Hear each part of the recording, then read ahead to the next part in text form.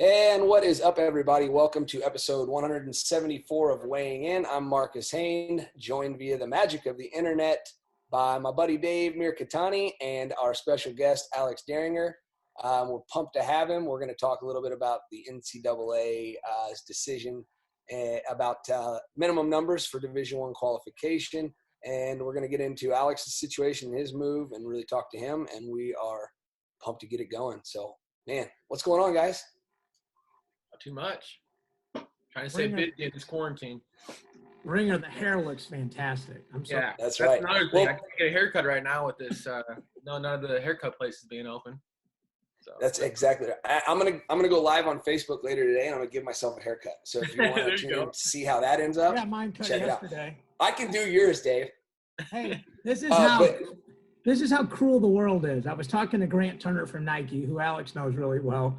And I said, hey, man, I'm in the barber chair. Can I call you back? He goes, what do they got over there? Sandpaper? That is unnecessary. Hey, I'll tell you what you got, though, is you got to look on the positive side. Very easy to keep your hair clean, right? And speaking of clean, check out this segue. Let's throw down our sponsors before we get too deep. So we'll start with Pure and Clean Sports, designed to help dominate skin issues. Some coaches are still cleaning the mats the wrong way. 3 easy steps to do it right. Dry and mop the mats to remove loose hair, dirt, and debris. Apply the mat cleanser with a fine mist that thoroughly covers the surface. Go home for the night and get ready for tomorrow. It does not cause skin burns. It doesn't expose your athletes to harsh chemicals. Read the label. Check the safety data sheet. Keep your wrestlers on the mat. pureandcleansports.com. We always want to thank Resolite, your one source for both classic and lightweight mats. The Zip Mat is the first and only tape-free mat to offer a waterproof interlocking connection system. And their DigiPrint mat is the only fully customizable mat featuring unlimited graphics that brings unrivaled school branding to your new lightweight mat. Go to Resolite.com for all your wrestling mat needs. Resolite, the mat company. And finally, we want to thank Grit, the official drink of Titan Mercury, and several USA Wrestling State organizations, endorsed by Jaden Cox, Pat Downey, several other senior-level athletes. It increases your endurance. You'll feel it working within 20 minutes. It helps you stay hydrated. It's formulated to absorb into your body 2 to 3 times faster than water alone. Increase your energy, reduce your muscle fatigue, peak your performance with Grit. Go to ttpnutrition.com. So we were talking with Alex. I think it's a good subject to start with about this decision. The NCAA, the way it's worded is the NCAA rejects the request to drop minimum sports sponsorship requirements for Division I eligibility. That's significant, and it's significantly good, and we've had a lot of bad news in the world in general, in the world of sports specifically.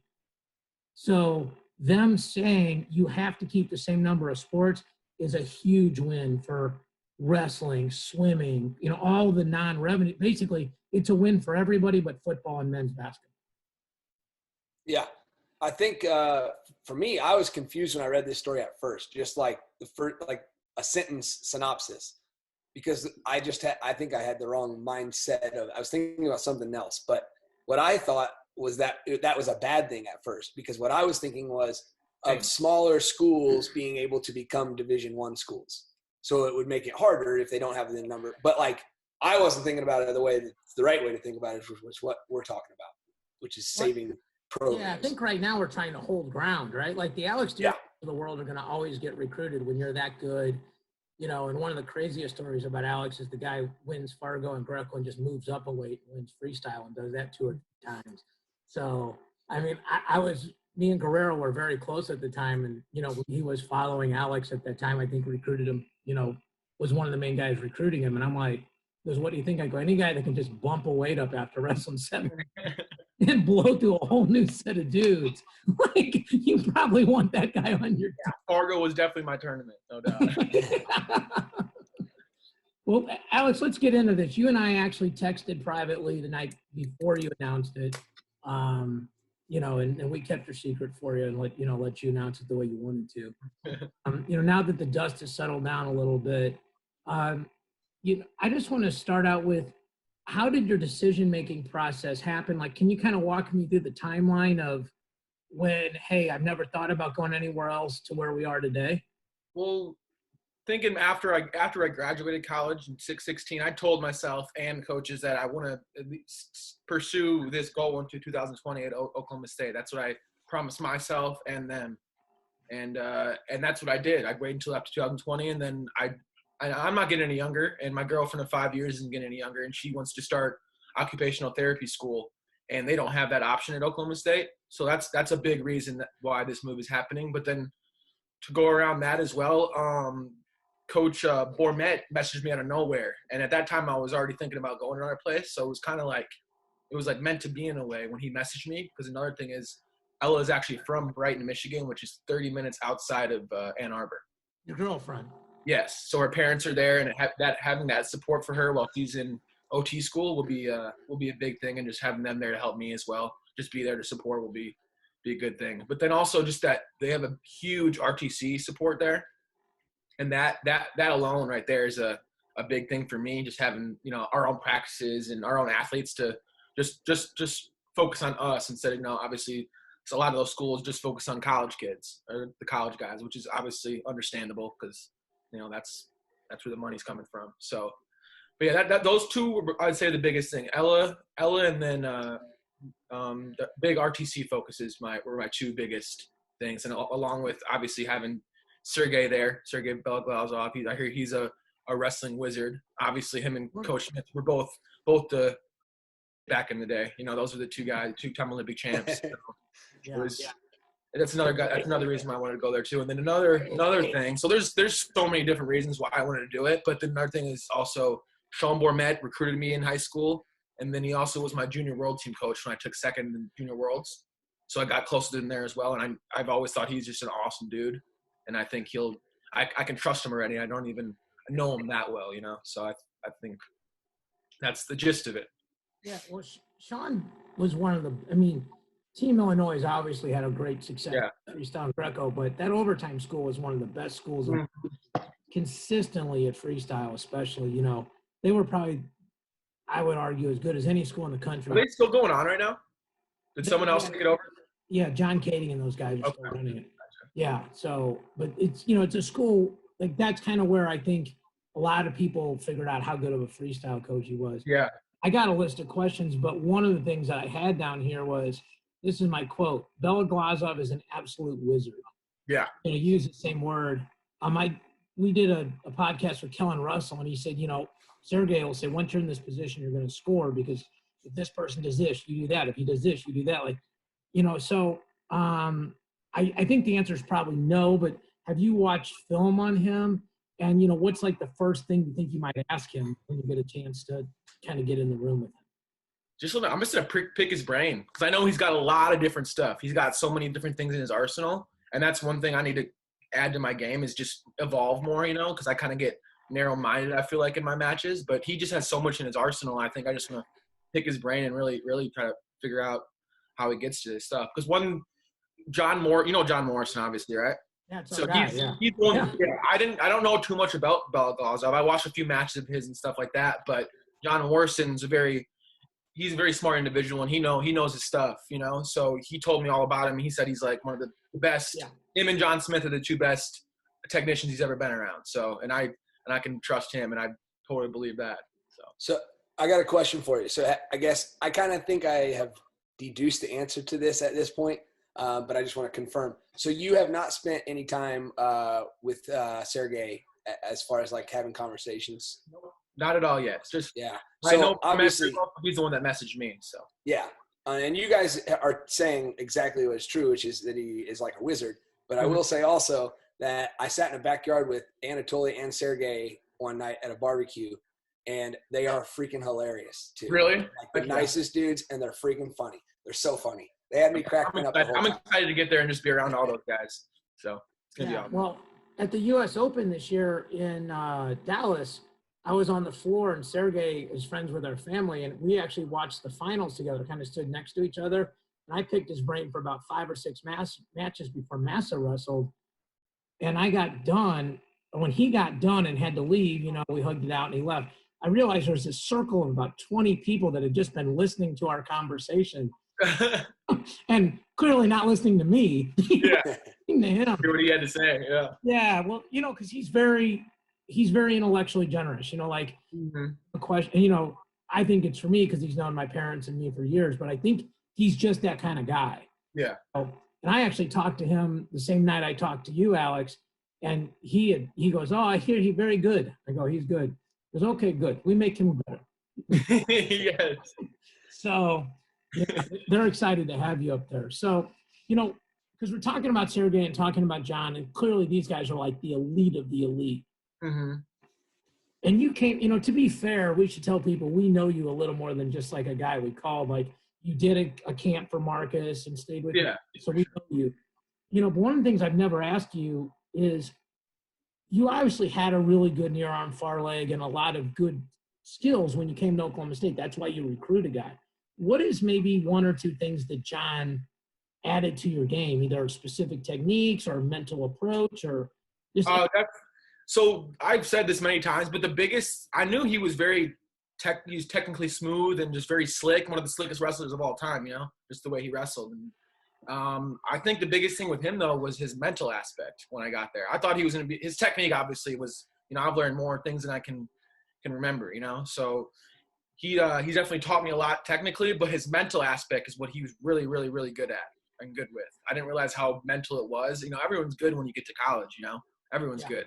It's that mental aspect that separates everybody apart. So I think that was his biggest thing for me. And another thing was just constant pressure, attack. I, obviously being able to watch Jordan Oliver and guys like that helped me a lot too. But he always taught me to just keep that pressure and just always think offense. And then when I did that, put people on their defense and they can't get anything going. So that was a big thing with him too. He taught me to keep that pressure on those guys. And you mentioned J.O., and his style is more that typical Oklahoma State style, like out in space, attack. Yeah, slick. Yep. Yeah, and your style was hugely successful, 3-1-1-1, Hodge winner, the whole deal. But it feels like they didn't try to change you. They just took what you were good at, added some things.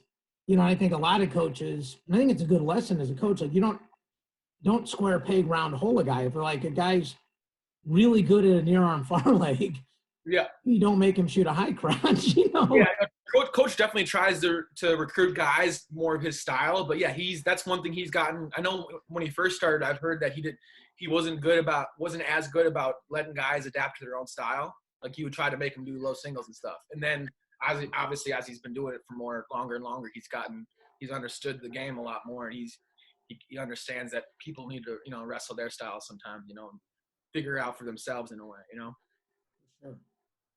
So who were your primary training partners at either Cowboy Wrestling Club, Oklahoma State? This year a lot I was going with Dakota Gear, a little bigger body, not 97-pounder, obviously. He goes really hard, so I went with him a lot. Maltavo, I went with Perry a few times this year. I've been with Caldwell, JoJo. Those have been pretty much the main guys for sure. And then Noel Torres, he was a D2 national champ, and he was another guy training as well. So we went quite a bit. And then also I went with Big Derek White sometimes. That boy's big. Pitch just posted a video of Derek White high crotching him. Yeah, he's slick, huh? Well, he was like a 119-pounder as a freshman in high school. He was right? Ardo Moore at OWA, and he showed me that picture. I'm like, oh my God. Yeah, real late bloomer. Yeah. They locked him in the weight room up there in Nebraska. Yeah, right? Didn't let him out. Exactly. So, one of the things that Marcus and I talked about last week about your situation is that Cliff Keen Wrestling Club, first of all, it's really unique because Cliff Keen, the company, is headquartered there, and they've invested so much money in the sport of wrestling. Tom Keen is one of the guys. I'm sure you'll meet him. He's an amazing dude. Like, he helped us with our charity event to get it off the ground. He's just one of the best human beings in wrestling. But they're so supportive financially of that club and what they do, obviously with gear and providing travel costs and things like that. But it's the foreign aspect to it is unique, right? Because they've got two guys that already qualified for the Olympics, and their qualification for the Olympics is different than our country. Like Snyder's and Burroughs qualified through the Worlds, but they don't have the spot. where like those guys, Nisik and Amin, have the spot. And Amin is at your weight class. So normally you would think like, oh, hey, David and Alex are at the same weight class. Maybe they're not going to share as many secrets because they're going to have to bump into each other. But you're not going to wrestle Amin unless it's at the Olympic tournament, which is the best case scenario, right? Like, I think you guys go, well, hell, if we wrestle, at least one of us is in the quarters or semifinals. So that's got to be a really cool thing for you, right? I think to be able to build off each other too, just having those two guys the same way. And it's not because I was thinking about going to NJRTC to start. That was one of my other spots I wanted to go to. But them having two guys at 86 in the States, being Nathan Jackson and Pat Downey, they're all right there. They're tough, would be tough opponents. So having them in the same, and obviously fighting for the spot in the U.S. would be almost too much, especially having two other people instead of just one. I feel like one person would be a little more doable, but having two other guys at the same way would be rough.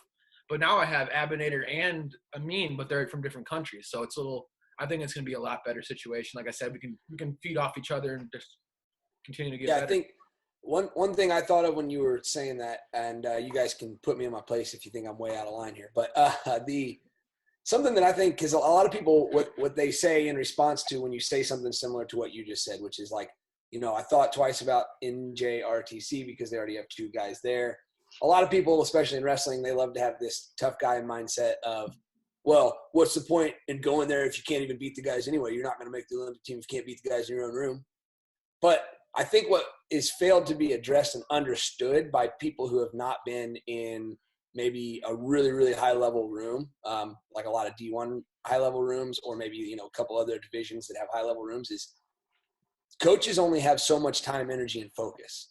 Yeah. And if it's split between three guys who are competing at a high level in the same weight class, I mean, it's just impossible to give all three of those guys the same fair shake and look.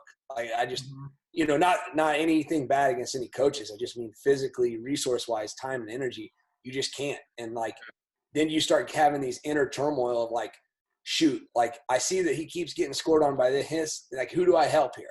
Who do I point in the right direction here? Or do I tell both of them? I don't know. And that's, I think, a really tricky situation. I'm glad I'm not in it. But, I think that a lot of people kind of maybe get a little quick to reply or judge that kind of look. But I think that they haven't been in that situation where you maybe have a coach that seems to and some of it could just be perception, right? But some of us, I've been in situations before where I felt like a coach wanted someone else to be a little more, not that they were mistreating me in any way, right? But it just felt like I wasn't getting the focus and energy. Yeah, exactly. Yeah. And I think that all of us have that in us just naturally, right? We can't really fight our biases, and we favor certain people and certain styles more than others. So, well, and I agree, but think if Alex stays at Oklahoma State and they bring in another guy at 86, that Alex is their guy. He's been there a lot longer. Alex goes to to New Jersey or to Michigan. He's a smart guy. He understands, okay, I'm the new guy on the block. If Sergey's got to coach one match right now, he's probably going to pick one of those two other guys. But the fact that it's not going to be at the trials, it's only going to be at the Olympics. And, Alex still has to beat the Nathan Jacksons, the Pat Downeys, the David Taylors of the world, to get there. That's a great thing because Abinader and Amin don't have to do that. So they can kind of help you game plan, Alex, I think specifically for certain guys in America. And, 86, which is 189 for people, you and I actually were together in December because it was the weekend of Perry tournament. We watched the UFC together, and it was right before the U.S. Open, and you were talking about how you had won Farrell. You're on your way to Dallas in a week or two, and you're like, I'm still trying to figure out what moves I can hit that'll work up a weight because, you were up 5 kilos, which is 11 pounds, which is a lot. So for some guys, this 1 year wait, no matter how you slice it, is not a benefit. But to me, and I mean, I'm very interested, it's obviously your life. To me, it looks like this is a benefit for you because you're going to get bigger. You're going to be a legit 86. Yeah, the only bad thing is you lose a year. That's the only thing. You lose another chance to get a medal. That's the only bad thing. But besides, what you're saying, I was just talking to someone the other day about that. Yeah, me having a whole extra year to gain size and get used to these guys, I think will be a big help because, like you said, having that size, because I rely a lot on my strength. And when I go up to this higher weight, these guys kind of almost match it a little bit, you know? So once I get to those moves and I can't horse them over, I end up wasting a lot of energy. By the fourth, fifth minute, I'm freaking tired. Yeah, and so that's a really good point. Go ahead. I didn't mean to cut you off. Go ahead, Alex. I just got to get used to that conditioning, you know? Just get used to, you know, putting that work. Yeah. And I'm sure you can tell a big difference in your own little styles and things you do when you wrestle at Derek White versus JoJo Smith, right? You can't hit the moves the same way, and you don't even hit some of the same moves. You can't get stuck under those big guys like that. You got to hit, sweep singles, angles, that kind of thing. You have to find. That's one thing I noticed I do too. I go straight forward a lot instead of trying to find, side to side, and that's where I'll find those openings a lot easier. Well, I think that you do what you get away with, right? And you've been so dominant and so strong in being able to push forward and hand fight and wear people down and just go forward and still win doing it. That why would you address that, right? Because it's not a problem. And now it's, I wouldn't say a problem, but now it is a thing that needs attention, right? So you go on to that next step and address the next thing, and that's part of the process. So that's the exciting stuff. No doubt. I think one of the things Sergey and Sean and Kellen Russell and those guys will help you with is you're not going to obviously fundamentally change your style. You're going to dance with the girl to bring you there. But if your style is to go forward and create pressure, one of the things you're doing off of that is getting pressure back. Yeah. Instead of just meeting pressure and being stronger, you'll start hitting corners. You'll start hitting, more, like you're saying, getting your body out from underneath them, whether it's a sweep single or a head outside shot. Go ahead. I think a big thing is, so I'm real good with my pushes, my drive, but if I add that snap and pull into there too, kind of like when I don't know if you guys recall me wrestling Yazdani. Yeah. When I got tech by him in like 4 minutes. Like after like 3 minutes, I literally couldn't deal with it anymore because he was just pushing, pulling, and I didn't even know where I was at. So I think if I just add that pull and that snap in there as well, I think that'll be which I do all the time in practice. But like I said, I always get narrow-minded in matches and go back to my bread and butter pretty much. I'm talking about near on far leg, inside tie type. Well, when you talk about a Yazdani match, because that's interesting, right? And, you're a guy that doesn't lose very often and rarely gets beat by a lot. So it's a unique experience for you. Yeah. How much of that do you go, I got to learn to do what that guy does? Oh, that loss definitely helped me a lot for sure. Every loss I've ever been in, it always helped me just because my hatred for losing is so big. But yeah, that kind of, because I haven't got teched in, I don't even know how long, probably since actually Junior Worlds my first year, or my second year was the last time. But I also got that match back at Urigan last year, so nice. That one. Well, we know how competitive Ringer is. One year we're shooting pool. Me and my buddy beat him and his buddy. We're up 3-0. And at first it was 2 out of 3. Then it was 3 out of 5. It ended up 5 out of 9, and we lost. We came back. We were gonna go best out of 13. I'm like, I don't know when this place shuts down, but hey, I'll tell you one year at Fargo, I ended up doing, as a coach, not as an athlete. As a coach at Fargo one year, I ended up doing 1,000 push-ups because of all the double or nothings that I went. The bets that I lost. It started with like 10, and I got to 1,000 on double or nothings. Yeah, you're in good shape. I would just tap out on 1,000 push-ups. I didn't do them all at once. I ended up being and once it got to 1,000, I was like, I'm done betting, and I'm just gonna knock these out 20 at a time over the next 20 hours, I guess. The rest of the day, I just feel my arms. Yeah.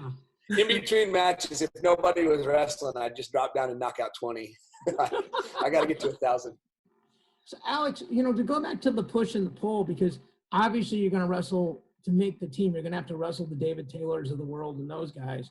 Like, I think people watch wrestling, it's kind of like watching the stock market. Somebody who's trained in it, it's a lot different than somebody just is like watching this the scroll go by. What was it with Yazdani? Because I'm sure there's a lot of guys that have tried to snap you over the years and push and pull you. What was so different? Because he doesn't look strong. Yeah. He doesn't look like he's huge or anything. So what was it about that? Was it a specific skill, technique? It was the pace. Definitely the pace. Because I'm usually the one pushing the pace. So when he was doing the pushing and the pulling like that aggressively, I couldn't even think straight. So it's like, that was probably the biggest thing. Definitely his pace, for sure. So when you're going to wrestle with Taylor, who did the same sort of thing to Yazdani. Like Yazdani won the first period and then he got in the second period a couple years ago, obviously. But Yeah.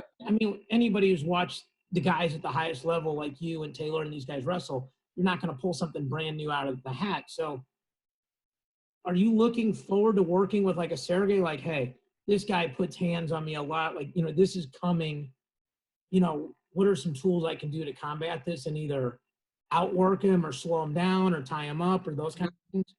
Yeah, I think having just new coaches in general is gonna just have different avenues of different different techniques and stuff like that, different minds to pick off of. So I think just having Sergey and Bormet and Russell and all those, because they even have more than that, right? They have who else do they have there? Simmons. They got a big group there. So just being able to pick off all those guys' minds and brains is just it's gonna be huge for me.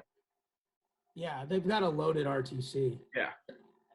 So, you're in the situation at a weight class where nobody's waiting.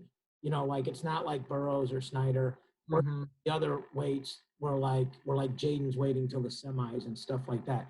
Yours is just going to be seeded. So it's just a bracket, and then you make the finals and you wrestle Marcus 2 out of 3. As an example. So how much? I don't like that matchup. Well, at least you'd be the alternate. You'd be the Olympic alternate. I put myself out in the semis in that scenario. If I'm the alternate, then I'm also going to volunteer myself as Alex's personal bodyguard, training partner to go. Yeah, so, making sure he don't get hurt. Yeah. So Alex, how much do you spend? Mentally or even physically? Like, hey, I'm going to watch tape on Pat Downey today and work on things that will beat him or slow him down. And then David Taylor, these kind of guys. Because, you've wrestled a lot of these guys, but, it's a list of 5 or 6 guys that are the contenders. Mm-hmm. You're going to have to go through 2 or 3 of them to get there. How much of it is you just training to make Alex Dieringer better, and how much of it is – That's the biggest thing. I watch some film and stuff too, but I do more of I focus on my stuff, so I'll just train as hard as I can. You obviously got to train smart too, but train hard, and once you do that, obviously your mental side will all come together. So that's my biggest thing. If I just train hard, train smart, I know everything should materialize on that mat. Are you the kind of guy that would want a coach to go, hey, I'm going to scout so and so and break this guy down completely, or more just like, hey, this is his go-to attack out of this? Yeah, it's something you always do. Say something simple. You tell me something simple, and I know most, especially Americans. I know most of these guys I wrestle. I know what they do. Takes me 2 times to watch them wrestle, and I know pretty much kind of style they have and what they hit. So that's a big thing. But yeah, I mainly just try to focus on myself and just train my butt off. Well, and I just thought of this question, but obviously you and Dake were going for that 79 kilo position, weight class, and now he's going down and you're going up. Do you anticipate yourself maybe getting a chance to work out and exchange some ideas with him and training now that you guys aren't going to be in the same weight class? Yeah, for sure. Yeah, once I go to the national team camps and stuff, I'm sure I'll try to get a couple practices with him. He's a great guy he's one of probably the smartest wrestler I've ever wrestled, for sure. Just the way he can adapt for pretty much every single match, Yeah. So it'd be nice to, this year, once we go to national team camp, and get a couple goes in with him for sure. What's with the quarantine and everything else and your girlfriend and occupational therapy school and all that stuff, what's your tentative timeline for like the next 90 days? So I get to Michigan in June, pretty much around June 1st time, and then hopefully by then we can start wrestling by then. But until then, I'll just be working out with myself, running, doing some dumbbell stuff, just trying to stay big, push-ups, pull-ups, all that kind of thing. Just stay active. I'm trying to get at least one workout a day though, just so I can keep that consistency up. What do you walk? Sorry, real quick. What are you walking at right now, weight-wise? If I had to guess, about 195, 197. Keep it pretty consistent around there. That was actually a perfect segue question, Dave. So great job. My question was, as you went, try to make the gain up to 86 and you're continuing to try to get bigger, how much work have you done with a nutritionist or a dietitian? So I've been in the sport long enough to know what my body really needs and what I need to do to get big. The biggest thing with me though is if I get over, my normal weight when I'm lifting and wrestling all the time, it's like 195. And once I get any bigger than that, I feel like I kind of get sluggish, kind of too heavy. Sure. So once I stay around that weight, I think that's probably about as big as I need to get. I don't need to get much bigger than that. Especially I'm getting older too. I don't need to be lugging around all that extra weight. Yeah, you're real old. Yeah, I'm starting to feel old. I don't feel 26. I'll tell you that. I know what you're saying, but you're talking to a couple guys that are a little bit older than you. Depressing to Marcus and super depressing to me. Yeah, with my style though and the way I wrestle, I definitely put a lot of wear and tear on myself. Yeah, I'm with you, man. I still do. When I wrestle, I got one kid. I might tell him myself right now. Hopefully, I don't get in trouble. I got one kid I do privates with right now, and he's staying quarantine. I'm staying quarantine. We meet once a week, and we wrestle for an hour. And man, like same way. He's a 195 pounder, and he's getting to the point now where he's getting so big that for me to wrestle that style with him, to stand and bang, it's like, okay, that once a week for an hour. Now I'm going to the hot tub. Then I got to go to the sauna. Then I got to ice both shoulders. Sore, right? And now, because of the coronavirus, I'm not supposed to take ibuprofen. So I can't keep the swelling down anymore. Yep, I hear you. Yeah, it's all apart. Yep. Yeah. We changed the name of the podcast to Old and Older. Terrible. So welcome to this week's episode where we're going to complain about what thing I hurt today. That's awesome. So, I mean, Ringer, I think one of the things that's probably difficult for all of you guys right now is not knowing what the competition schedule is going to be. The training camp schedule. Like I've been talking to USA Wrestling about some things, and those guys have been very responsive, but they can't give you any they can't give you an answer at all. Yeah. So, I mean, it's, to me, one of the interesting things about the postponement of everything is guys like you leaving, guys like Gilman leaving. I would imagine we're going to see a couple more. And these are significant guys, like Snyder leaving, a little while ago. And, and obviously like your decision had a lot to do with your girlfriend. Everybody has their own reasons on why they make their decisions, and they're their own reasons, good, bad, or it's theirs to decide. But it is going to be interesting to see, because I would imagine, I would guess I'd put it this way. If you're around Sergey Beloglazov for 10 months and you don't have some slight alterations to what you do, that would be crazy, because, you're around him and Sean. I think we're going to see little tweaks, and I think your style next April will be different than it would have been if you had stayed in Stillwater. So I'm very, very excited to see sort of the version 2.0 of Alex Dieringer. And, it'll be interesting to see. It's like, you're going to have a couple things in the bag you didn't have before, for sure. Yes, sir. That's one thing I'm excited about most, for sure. Well, I texted Russell and Sean, and I told them as soon as the quarantine's up, I'm trying to drag Marcus with us, but Matt Collum, who's Matt, because he trained with you that day when you came into St. Louis. Yep. Him and Bourmet are really close, and he's in Chicago, so I'm gonna scoop him up on the way, and we're gonna go shoot some footage up there for track wrestling, and for sure. By then you'll know where a pool hall is, and I'm gonna try to get my revenge. I was just gonna say, maybe shoot some pool after. We might have to bring my buddy Zach Stevens along. He'll show us all the Ann Arbor place. There you go. Y'all ever been there? Ann Arbor? Yeah, I got recruited by them, but it's like 100 years ago. Everything was. I have not been. Cool place. I stayed at Big 12 schools in my participation of competitions. Oh, that's right. Yeah. Where is Missouri at now? Is there Mac. Mac. Yeah. That's right. So, but yeah, that Cliff Keene facility is unbelievable, man. Mm-hmm. So did you go up there, Alex, at some point? Have you seen it? I did. So when I got recruited, I was there, and it was already up by then. So I got to see that, and it was incredible. So yeah. Well, buildings don't make the difference, but when you have the staff you have and the training partners you have and a dope building, then it's really nice. Sure.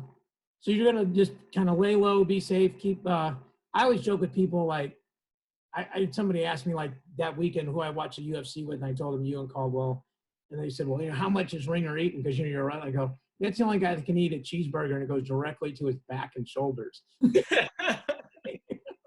Like the rest of us have to go treadmill. Oh, you'd be surprised. I work out quite a bit. I know. It makes me feel better that way. Okay. That you somehow have some magic that we don't. That's why. It's easier to deal with that way. The magic of hard work. So, well, look, man, when you head up, if you come through St. Louis on the way, definitely let us know. For sure. Oh, we'll grab lunch or dinner with you. Yeah, I assume your girlfriend's you guys will travel together? Yep. But it's on the way, so definitely hit you up. Sure. Let's do it. Maybe if we have to social distance, we'll go to what is it, the Urban Chestnut, where they have those like tables that are literally like 30 feet long. Oh yeah, so. Yeah, we got to take turns. You guys sit down there. I'll sit down there. How's your burger? Yell across the room. All right, man. You guys got anything else for us, Alex? No. Thanks for having me. Look, man, I've known you a long time. I appreciate you coming in a couple years ago and doing the clinic with Marcus and, making yourself available to us. And, not, one of the things I've always thought about you is you don't act like a prima donna at all. You just get in to fit in, and nobody would know what you've won unless somebody knew. You don't act like that. It makes it easy to root for somebody like that, so, well. Yeah, I mean, I got to say, I'm sorry, I'm jumping in. I wanted, on that topic is, I really admire your ability to consider like your girlfriend's future and her kind of goals and things too. That's something that I've gone through. So I definitely respect that a lot. Thank you. Out of college, I went and coached at a state that I never even had visited, I don't think. But my wife moved with me because I had an opportunity. And then 5 years later, she had an opportunity and we moved back to St. Louis. So I've been on both sides of that. And that's pretty cool, pretty grown up and mature. And I think it's a win-win too. I think you're able to improve your situation. I didn't mean that in any way to slight OSU. I don't mean that. But I mean that if you're going to make a move that helps her, I think this is one of the best opportunities that also helps you. So that's pretty cool. Yeah, it's a small list of people that you can go from Oklahoma State and go, you're not downgraded. That's the ultimate compliment to Oklahoma State is that it's so small. And you and John, I know, are so close and, been through so many battles together that you guys will be friends for life, For sure. Yeah, we ended on a good talk, so we have a good relationship and we'll be fine. Yeah. Did he say, okay, Alex, I guess so? Something like that. Let's not do JW impressions. That is a slippery slope. I like listening to him talk. He's just a smooth man. He just got a cool accent. Best life is real. Absolutely. He's a smooth man with the words. He's a smooth man with his shots. He's just a smooth guy. Yep, just in all aspects. Yeah. Well, Ringer, make sure you hit us up when you come through, okay? Sure. And we'll probably see you in a couple months when we get up there to Michigan. I think we're going to probably try to get up there in September, but we wish you, and we wish you the best of luck, man. And, I'm sure you don't need it, but if there's anything we can do to help you, please let us know, okay? Appreciate it, guys. Thank you. Thanks again for having me. For sure. We want to thank you. Great to talk to you. Much for listening and watching. We'll be back to you next week.